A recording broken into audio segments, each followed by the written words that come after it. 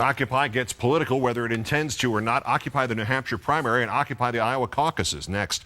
First, because this space here, this is for my version of the occupation. Here, Countdown's top 3 nominees for today's worst persons in the world.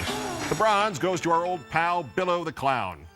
He used to mean clown as in foolish in his opinions. Now it's about his rapidly declining performance. He got into an argument with Alan Colmes about government ineffectiveness. Colmes argued that the government actually has done a pretty good job running the U.S. military over the years, whereupon O'Reilly revealed he didn't know that the government ran the military and was insistent that the military runs itself and the Secretary of Defense and the President just sort of watch from the sidelines while the Pentagon makes all the decisions. Seriously. Can they run the military? They can run the military because it's military control, not civilian. That's government run. It's not civilian control. It's still the government doing it. We have a civilian government. We have civilian. The commander-in-chief's a civilian. No. The government runs the military well. That is wrong. The Pentagon calls the shots on how the military operates. That's the government.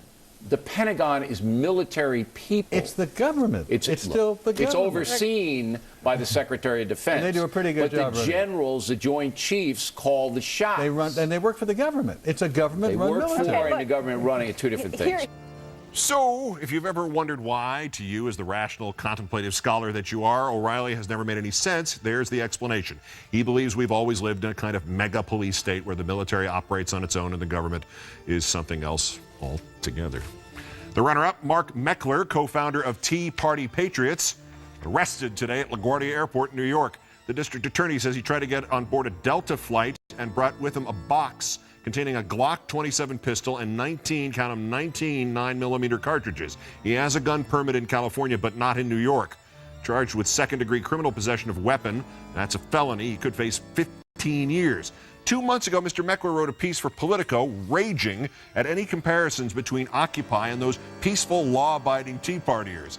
Unlike protesters in New York, irony, I can find no reports of Tea Partiers being arrested. Irony, we are not lawbreakers. Irony, by contrast to him, Occupy is a group of law-breaking miscreants who treated law enforcement with disrespect and disdain.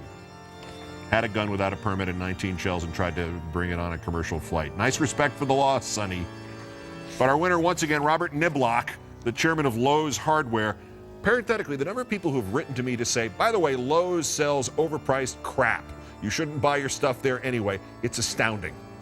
Nevertheless, they have once again remained silent on their astonishing kowtowing to a tiny Florida lunatic right-wing pressure group, which is run by an admitted porn and masturbation addict, which saw them publicly pull their ads from the TLC cable show All American Muslim because the program did not depict enough terrorists to satisfy the psychopathic Islamophobes like Pamela Geller. Lowe's is still trying to stonewall after its caving in was attacked by the Anti-Defamation League and then 32 members of the U.S. Congress, and today by the Humanist Chaplaincy at Harvard and by Rabbi Mark Schneier, the vice president of the World Jewish Congress. Lowe's is apparently trying to tough this one out. We give this award out every night, and once again we give it to Robert Niblock, the CEO of Lowe's, today's worst person in the world. Remember, don't shop at Lowe's.